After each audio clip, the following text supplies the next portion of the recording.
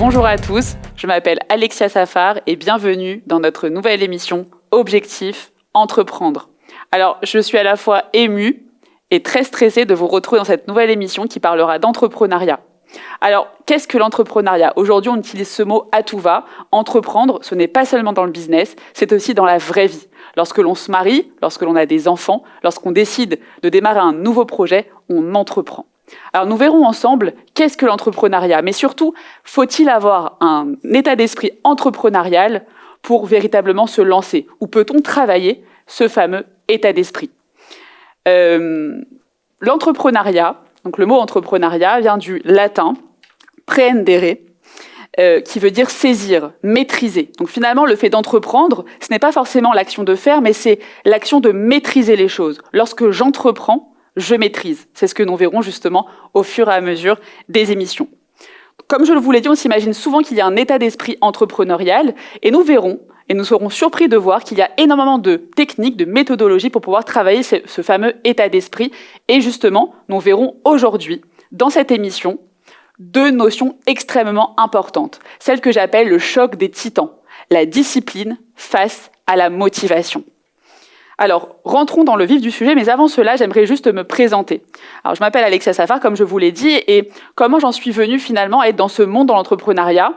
J'ai tout d'abord démarré les études d'expertise comptable, alors qui m'ont plu au début et un petit peu moins plu par la suite. Et j'ai décidé en fait de rentrer dans le monde de la tech et j'ai pu intégrer une start-up à son démarrage, dans lequel j'avais un rôle à responsabilité. J'ai travaillé là-bas 2 ans et demi et j'ai pu toucher un petit peu à tous les différents domaines de cette société, donc dans la partie tech, mais aussi dans la partie entrepreneuriale, tout ce qui était lié à la partie commerciale, la partie marketing, etc. Et ça m'a énormément plu. Il y a eu une levée de fonds dans laquelle j'étais relativement impliquée. Et j'ai pu ensuite monter ma société depuis maintenant quelques années. J'accompagne aujourd'hui des entreprises dans leur développement. J'ai pu créer également des formations dans le domaine de la stratégie et j'enseigne aujourd'hui dans plusieurs accélérateurs de start-up, c'est-à-dire ce sont des programmes pour les startups qui permettent de pouvoir se développer. J'enseigne également au sein d'un master en entrepreneuriat. Et donc, c'est pour ça, en fait, que j'ai également eu des échecs, des difficultés, et je me suis aperçue, en fait, qu'il y avait beaucoup de méthodes qu'on ne connaissait pas. Et il y a quelques années, lorsque le corona est arrivé, j'ai eu plusieurs de mes amis qui m'ont contacté et qui m'ont dit on est en difficulté. On n'a pas de clients, c'est difficile, comment peut-on faire ? Est-ce que tu peux nous aider ? Et du coup, moi qui travaille avec des entreprises, j'étais pas certaine de pouvoir les aider à ce moment-là. Je savais pas si j'aurais les capacités, je sais faire avec une entreprise, mais est-ce que je saurais faire aussi à une échelle plus petite ? Donc j'ai démarré comme ça, je les ai aidés un petit peu et je leur ai posé pas mal de questions. Et je me suis aperçue en fait, donc elles étaient avocates, experts comptables, architectes, esthéticiennes. Et en fait, j'ai été très surprise.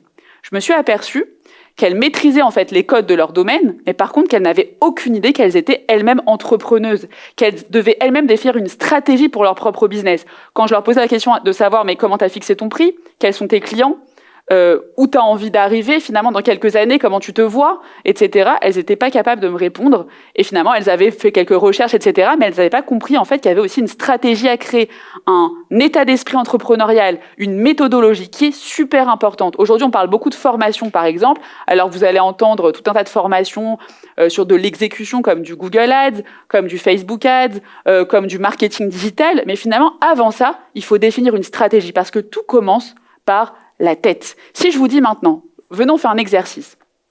Je vous dis de prendre un citron. Vous prenez votre citron, donc voilà, on va dire qu'on a un beau citron sur la table, on le coupe en 2, d'accord ? Ensuite, on le recoupe en 2, donc vous avez dans votre main un quart de citron, et là, vous prenez ce quart de citron, alors faites vraiment l'exercice, vous allez voir, si vous le faites, c'est assez impressionnant.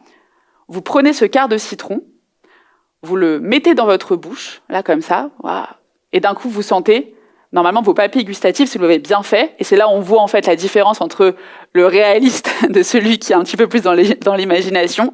Vous allez voir que normalement vous allez sentir comme une forme d'acidité. Étonnant, non ? Vous n'avez pas un citron.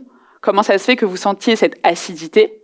C'est parce qu'en fait le cerveau confond le réel de l'imaginaire, donc on ne va pas développer ça tout de suite, mais on a cette force, cette capacité en fait lorsqu'on s'imagine, lorsqu'on visualise, de pouvoir créer des choses. Finalement, lorsque je m'imagine réussir, lorsque je m'imagine dans une certaine situation, à force et à force de la répéter, le cerveau s'imagine qu'elle est réelle et il tend vers ça.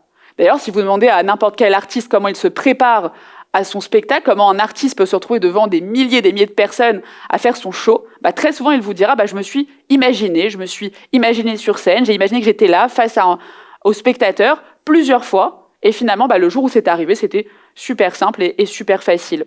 Donc finalement, le fait de s'imaginer, de se projeter, c'est déjà quelque chose qui peut vraiment aider dans le cadre d'un développement et lorsque l'on souhaite entreprendre. Alors, aujourd'hui, le titre de l'émission, c'est « Discipline face à la motivation ». Est-ce que finalement, dans la vie, c'est la motivation qui me fera réussir ou est-ce que c'est le fait d'être discipliné ? Alors, on s'imagine que c'est la motivation. Je me dis, voilà, j'ai envie, par exemple, de maigrir, il suffit que je sois motivée pour justement pouvoir perdre du poids. Sauf que, au moment où on va se retrouver dans ce super repas familial dans lequel on aura 45 mets, ce sera difficile à ce moment-là de se priver et de rester dans cet état d'esprit de régime. Pareil, j'ai décidé d'aller courir, par exemple. Allez, je veux perdre du poids ou je suis une grande sportive, j'ai envie d'être plus sportive, donc je vais prendre mes baskets et je vais courir. Finalement, tiens, je sors et je vois qu'il y a un gros orage et je me dis, tu sais quoi, j'ai plus envie, j'ai plus la force. Finalement, j'étais motivée, mais cette motivation, c'est pas ça qui m'a amenée à. Donc, est-ce que ce serait pas plutôt la discipline qui me permettrait de pouvoir réussir et qui me permettrait de pouvoir aller plus loin ? Alors, pour ça, on va travailler sur une technique qui s'appelle la règle des 5 secondes de Mel Robbins. Alors, Mel Robbins, c'est une chercheuse, c'est une neuroscientifique qui a fait plein de recherches pendant 5 ans. Et puis, elle s'est aperçue, vous allez voir, qu'il y a une règle toute simple, vraiment très simple, que vous pouvez dès maintenant mettre en place. C'est la règle des 5 secondes. Déjà, il faut savoir qu'on n'est pas ce qu'on croit.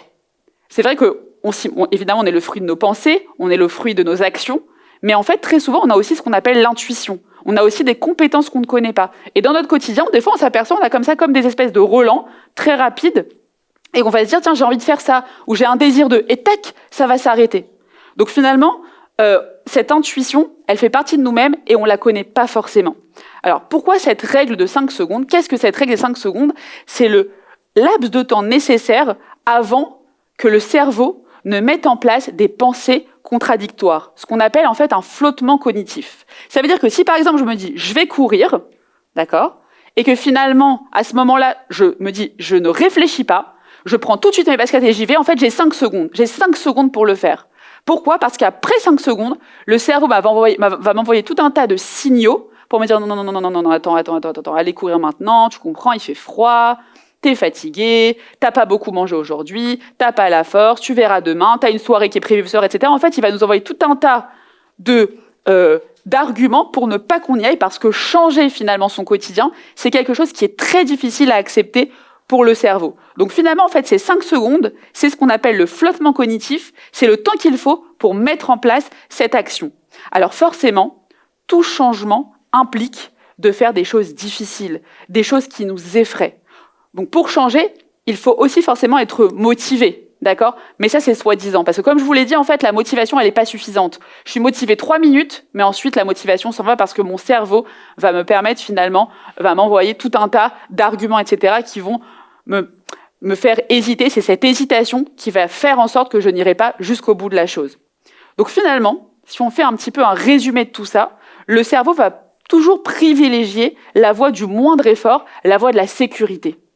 Et c'est ça qui est intéressant. C'est en fait à vous, à nous, d'être capable en fait de connaître les mécanismes de notre cerveau pour finalement les dérouter d'abord notre cerveau, mais aussi réorienter notre manière de réfléchir. Donc, créer de nouvelles habitudes, créer de nouveaux circuits implique forcément des efforts et implique forcément une répétition. Et c'est pour ça qu'en fait, tout ce qui va nous permettre de pouvoir aller jusqu'au bout des choses, c'est tout simplement le système de répétition. Tant que je n'ai pas habitué mon cerveau à créer de nouveaux circuits neuronaux, je ne pourrai pas changer mes habitudes. Et pour changer mes habitudes, la motivation ne suffit pas. Dans le cerveau, le seul côté qui est capable finalement de pouvoir me faire changer, c'est le néocortex. Pourquoi ? Parce que le néocortex, c'est celui qui va me projeter vers le futur. Le reste me fera toujours revenir vers mon état initial.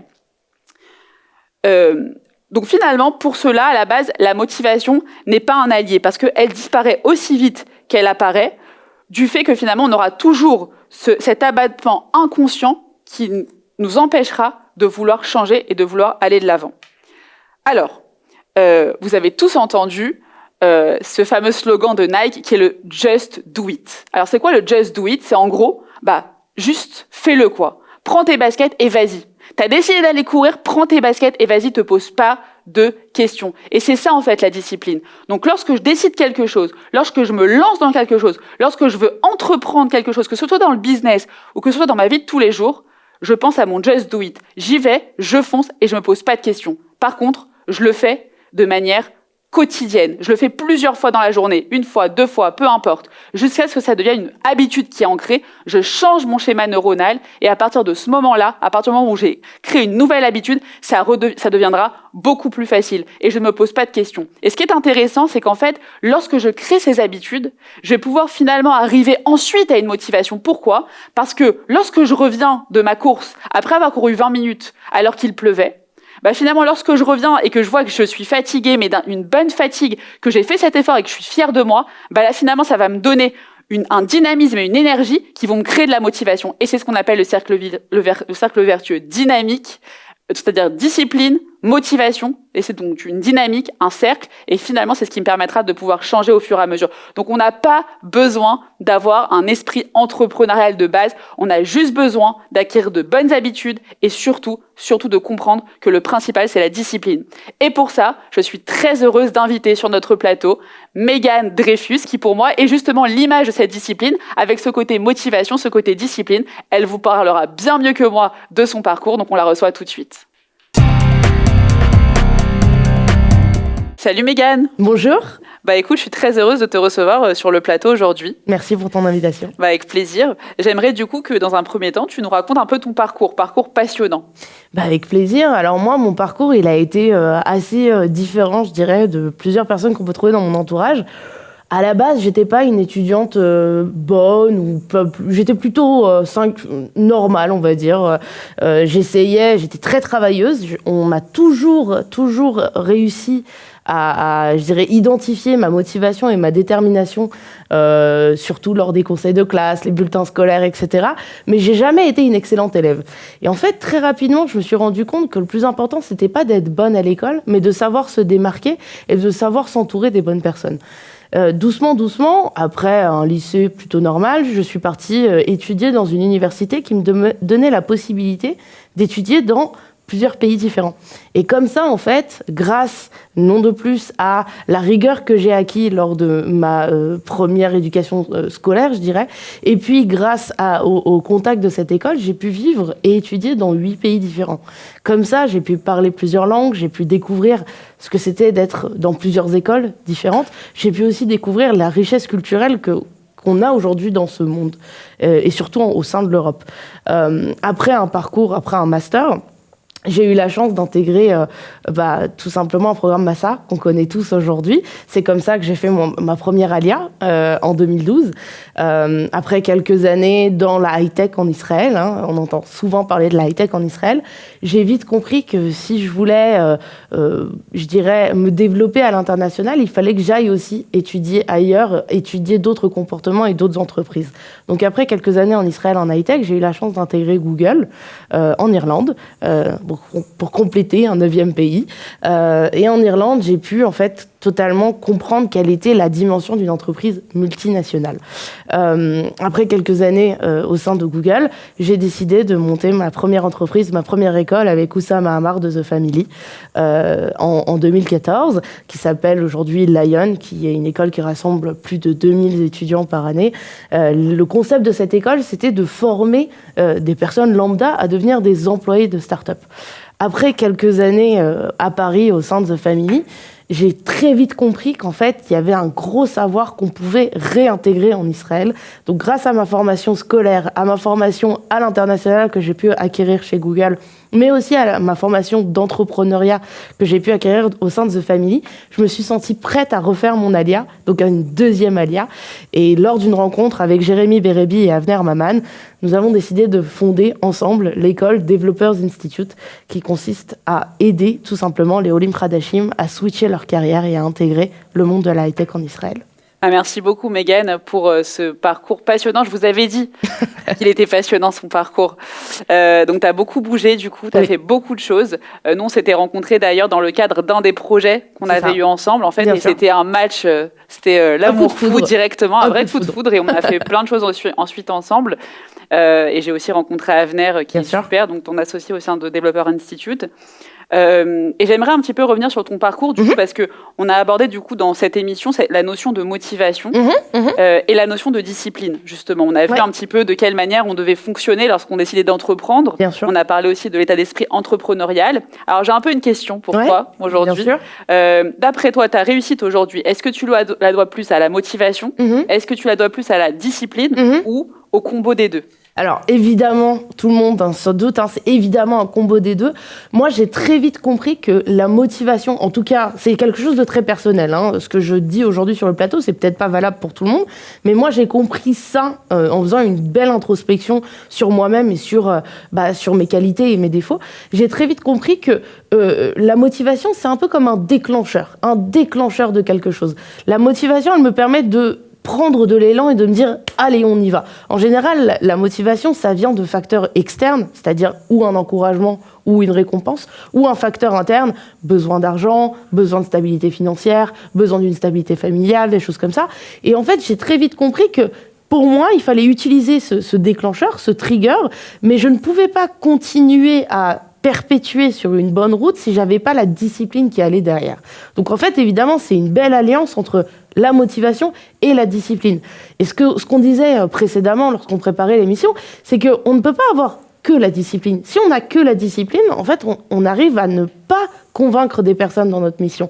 Et si on n'arrive pas à les convaincre à rejoindre notre mission, on ne va pas aller très loin parce qu'on sait très bien que si on veut aller plus loin, il va falloir qu'on y arrive en équipe. Donc moi, je pense que la réussite, dans n'importe quel domaine, que ce soit au niveau du sport, au niveau de l'entrepreneuriat, au niveau même personnel, financier, la réussite, c'est un mélange, un savant mélange entre la motivation et la discipline. Tout simplement. Écoute, j'aime beaucoup ce que tu rajoutes justement parce qu'on avait parlé un peu de ce cercle vertueux. Donc justement avec le côté discipline qui va nous donner en fait cette motivation parce qu'on va arriver à avoir des résultats finalement et que ça va nous encourager, ça nous créera une dynamique. Et en fait, tu viens rajouter un élément qui est finalement avant. C'est-à-dire qu'en gros, on va avoir cette motivation qui va nous pousser. Ensuite, on va avoir du coup, si on n'a pas cette discipline, cette motivation, elle peut s'écrouler, s'étioler. Donc finalement, on a besoin de cette discipline. Et c'est cette discipline qui va alimenter de nouveau cette motivation. Et donc en fait, c'est un vrai combo. Donc motivation, discipline, motivation. Donc j'aime beaucoup. Complètement. Merci beaucoup du coup pour ton partage et pour ton ajout. Avec plaisir. J'ai une question à te poser. Alors déjà, pourquoi j'ai pensé à toi du coup pour cette émission? Parce que quand je t'ai connue, moi j'avais été impressionnée par le côté justement motivation, hyper motivée. Alors là, tu avais des projets plein à la tête et j'y vais et je fonce. Et je dis quel bonheur de rencontrer une entrepreneuse comme ça dans la tech parce que c'est un milieu, malheureusement, on rencontre pas énormément de femmes. Et c'est vrai qu'on était contente de se trouver à ce moment-là. Complètement. Et j'avais aussi j'étais hyper impressionnée par ton côté discipline. Je me rappelle que c'était une époque où tu faisais beaucoup de sport et tu m'avais expliqué que tu étais hyper motivée, tu avais tel et tel programme et tu faisais de la course et je crois de la piscine et tu partais, etc. Du triathlon, ouais. Et c'est ça. Même un Ironman, je crois, un truc comme ça. Non, c'est un sprint Ironman, c'est un mini Ironman. Ah ouais, c'est ce que tu m'avais dit. Ouais. J'avais été impressionnée et quand j'ai préparé l'émission, je me suis dit, mais il y a eu ton image qui est arrivée. Je me suis dit, il faut absolument que Mégane vienne partager avec nous justement ces points qui sont vraiment importants, qui peuvent vraiment nous aider au quotidien. Alors, j'ai une question du coup. Ouais. Est-ce que tu as déjà été super discipliné dans un domaine, mais du coup, est-ce que tu aurais pu échouer dans ce domaine? Est-ce que tu as eu un échec lié justement à malgré le fait que tu as été très discipliné? Oui, alors complètement. Moi, dans toute ma jeunesse, j'ai toujours rêvé d'être une pianiste. Okay. Mon rêve, c'était d'être pianiste. J'étais très disciplinée, c'est-à-dire que ça m'arrivait de faire 1 à 2 heures de piano par jour, à refaire des exercices. Mes professeurs étaient assez choqués parce qu'ils voyaient en moi un comportement d'adulte. Si je devais terminer cette mesure avec un certain rythme et une certaine mélodie, j'allais le faire, même si je devais me coucher à minuit ou 1h du matin. Alors ça a été mon rêve pendant 12 ans. Pendant 12 ans, j'ai étudié le piano. On ne peut pas dire que je suis une pianiste virtuose, pas du tout. Par contre, ce qu'on sait, c'est que je suis très travailleuse. C'est-à-dire que si demain, vous me donnez une partition, je ne vais pas être Rachmaninoff ou je ne vais pas vous faire briller avec mon son qui va être incroyable, mais en tout cas, la technique sera parfaite. Je peux donner ça en premier exemple. Le deuxième exemple que je peux donner, et je pense que c'est un exemple qui est très révélateur aujourd'hui de ma situation, c'est que pendant toute mon enfance, c'est-à-dire à partir de 8-9 ans jusqu'à le bac, jusqu'à mes 18 ans, j'ai appris absolument tous mes cours en autodictée. C'est-à-dire que lorsqu'on avait, par exemple, je peux vous réciter des leçons entières sur les chamois que j'avais étudiés en CE2, ou bien des leçons sur, je me rappelle encore des dates du règne de Louis XIV. Et attention, t'as des témoins là. Hein. Ah mais allez-y, je vous en prie. Le Louis XIV, c'est 1661-1715. Voilà. En fait, je me suis rendu compte que j'ai appris énormément en autodictée, donc j'étais censée être la meilleure à l'école, puisque je savais absolument, je pouvais vous recracher tout le livre. Mais j'ai vite compris que la discipline n'allait pas m'aider à avoir des meilleures notes. Pourquoi ? Parce que j'avais pas encore compris qu'il fallait avoir cette honnêteté intellectuelle, savoir mûrir en fait ce savoir. Chose qu'on apprend en fait vachement plus tard. À l'école, on te dit tu apprends, tu recraches, tu réussis. Mais pas du tout. À l'école, on ne t'apprend pas à utiliser ce savoir et à le manier entre guillemets dans ton cerveau. Et ça, c'est quelque chose que j'ai appris très tard en fait. Donc oui. J'ai été très disciplinée, et pourtant, j'étais pas la première de classe. C'est ça. Loin de là. Donc, en fait, toi, tu vois ça, entre guillemets, quand tu me dis le fait d'avoir été disciplinée, je le vois, finalement, le résultat me fait penser plutôt à un échec, c'est qu'en fait, dans ta tête, tu t'es dit, je suis hyper disciplinée, je suis censée être la première de la classe, je suis censée devenir une pianiste virtuose, etc. Et finalement, en fait, cette discipline, elle t'a permis d'être bonne. Voilà. Et donc, c'est ça aussi qui est intéressant. C'est-à-dire que quand on entreprend, on n'entreprend pas forcément pour être le meilleur. Ouais. On entreprend déjà pour pouvoir avancer, être dans l'action, finalement. Donc, en fait, cette discipline, elle suffit à être dans cette action. Complètement. Mais par contre, elle va pas forcément te faire devenir le meilleur, parce que pour ça, on va avoir besoin d'une dose de passion, d'une dose de motivation, etc., etc. Même... Donc, c'est intéressant, finalement, ton approche est intéressante par rapport à ça, du coup. Complètement, même mieux, je vais te dire, si j'avais voulu devenir académicienne ou professeure d'université, alors oui, j'aurais totalement échoué. Totalement. Par contre, comme tu l'as dit, moi, mon rêve, c'était de devenir entrepreneur, de créer quelque chose qu'on n'avait encore jamais fait avant. Et je me suis très vite rendu compte qu'à partir du moment où j'associais d'autres choses à la discipline, comme on l'a dit, la motivation, la volonté, l'esprit d'équipe, etc., on arrivait à faire en fait une palette parfaite. C'est ça. Tout simplement. Mais tu es d'accord que le socle, ça reste quand même le fait de garder cette discipline, parce que malheureusement, quand on rencontre, on a eu l'occasion, toi et moi, je pense, de parler avec beaucoup d'entrepreneurs, et en fait, on s'aperçoit malheureusement, et aujourd'hui c'est le cas en Israël ou ailleurs, une start-up sur 10 réussit, les 9 échouent, et finalement, on s'aperçoit aussi que ça vient aussi beaucoup, donc il y a plein de facteurs. Bien sûr. Mais une grande partie, c'est aussi le manque de discipline. C'est en gros, je me pose le matin, et finalement, comme j'ai pas défini une stratégie, comme j'ai pas défini des objectifs, je sais pas vers quoi avancer, et finalement, je me crée pas une discipline de travail. Et donc, en fait, t'es d'accord que ce soit Développeur Institute ou même tous les autres projets que t'as eu, finalement, le fait d'avoir cette motivation, cette passion aussi, ou cette volonté, ou d'avoir rallié une équipe, c'était fort, mais tu t'es quand même super discipliné pour justement arriver au bout du projet. Parce que moi, je me rappelle, quand je te rencontre à chaque fois, t'y vas, et même quand je me rappelle, quand je te dis, moi, je suis très dans la créativité, donc viens, on fait tel projet, etc., tu me dis, ok, non, attends, envoie-moi une note Google, on se pose, on fait une réunion, tu m'envoies avant le brief de la réunion, après, tu fais le résumé de la réunion, et c'est vrai que du coup, pour moi, c'est vraiment de la discipline, c'est savoir où on va, c'est organiser sa tête, et c'est véritablement être dans une dynamique de changer aussi ses habitudes. Complètement. J'ajouterais même quelque chose, c'est-à-dire qu'en plus de la motivation et de la discipline, ça fait maintenant 8 ans que je suis entrepreneur, donc je commence à comprendre un petit peu plus quelles sont les composantes d'une success story, je dirais, et je me suis rendu compte qu'il y avait les 3 A, et je pense que ça va te plaire. Les 3 A, c'est quoi ? En fait, lorsque tu vas t'associer pour un projet, alors t'associer ou le faire avec toi-même, il faut être sûr que tu aies les 3 A. C'est quoi les 3 A ? C'est-à-dire une âme, c'est-à-dire que ton projet, il a une mission, un axe, c'est-à-dire une stratégie, et de l'argent.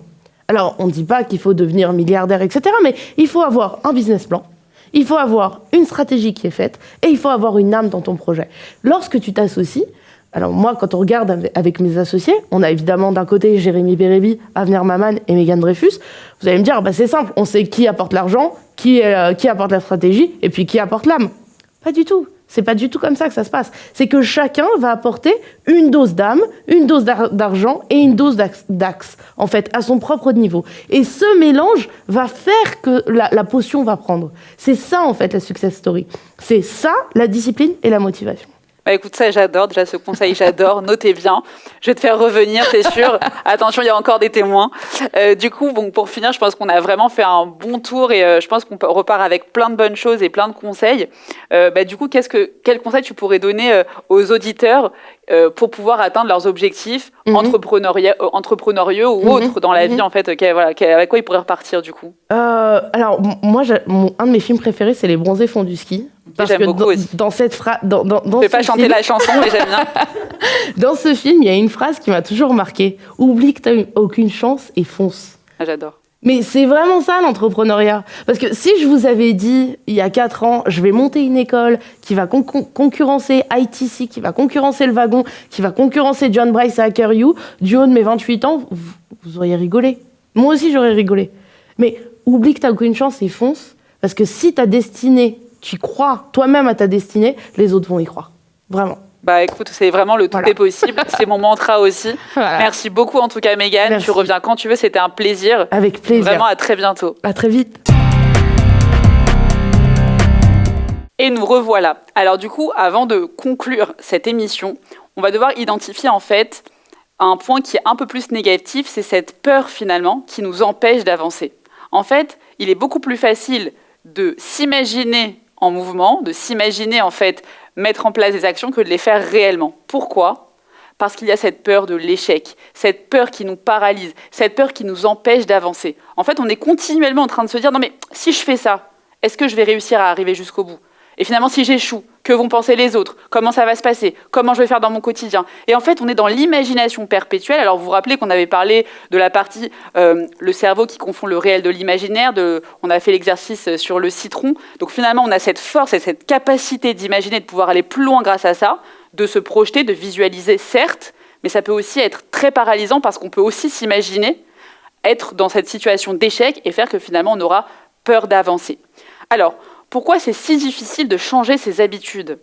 Parce qu'en fait, lorsque l'on change une habitude, on met en place, en fait, on va sécréter une forme d'énergie qui est l'énergie d'activation. En fait, le cerveau qui ne connaît pas ce schéma-là, qui ne connaît pas cette routine-là, va devoir faire plus d'efforts pour créer en fait une connexion neuronale et nous permettre de pouvoir prendre cette nouvelle habitude. Et le cerveau, ça le fatigue d'avance. Lui, quand il n'a pas l'habitude d'aller courir et qu'on lui dit je vais mettre mes baskets et je vais courir, il nous dit non, mais attends, il fait pas beau dehors, ce soir tu as prévu une soirée, tu vas être fatigué, etc., etc. Et il nous donne tout un tas d'arguments pour que finalement, on n'ait pas envie de faire cette chose-là, parce que ça le fatigue d'avance de devoir créer des nouveaux schémas neuronaux, et finalement, il préfère qu'on reste dans notre routine habituelle.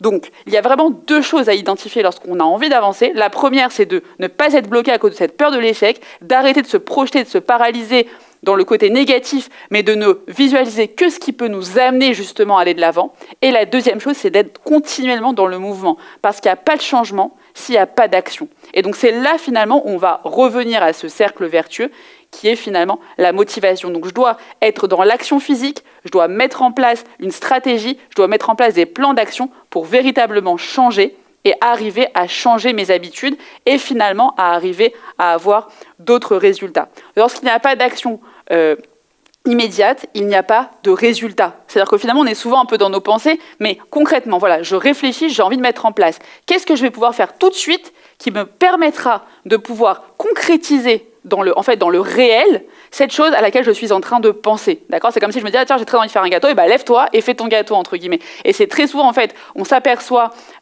qu'on arrive à mettre les choses en place lorsqu'on les fait tout de suite.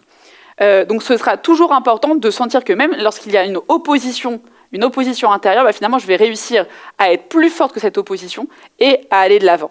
Et en fait, on va arriver finalement un petit peu à une conclusion, c'est le pouvoir du courage. Finalement, pour pouvoir changer, il faut du courage. Et lorsque, en général, on dit que quelqu'un est courageux, c'est quelqu'un qui a été un petit peu au-delà de ce qu'on le pensait capable, ou au-delà de ce qu'on se pensait capable. Et en fait, c'est quoi le courage ? C'est tout simplement d'aller au-delà de ses peurs.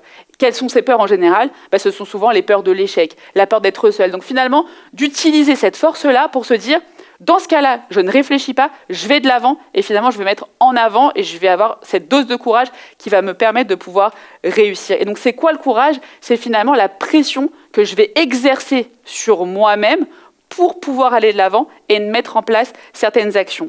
Et finalement, le secret, un petit peu comme on l'a vu aussi avec Mégane, c'est aussi ce secret de ne pas réfléchir, mais surtout de considérer que tout est possible. À partir du moment où je sais que je suis capable de, et finalement où je sais que je peux arriver le plus loin possible et où j'ai confiance en ce que je fais, bah finalement on peut aller très très loin et très souvent arriver bien au-delà de ce qu'on pouvait espérer à la base. Parce que nos rêves peuvent toujours être plus petits de ce qu'on peut finalement réaliser. Et d'ailleurs, Tony Robbins explique souvent dans ses conférences que très souvent dans notre quotidien, on a tendance un petit peu à se sous-estimer. Et lorsque, par exemple, on va se dire, voilà, quel salaire t'aimerais bien gagner, on va avoir un salaire qui est moyen de 15 000, de 20 000 shekels, 10 000, 12 000, peu importe, en euros, en shekels, en n'importe quelle monnaie.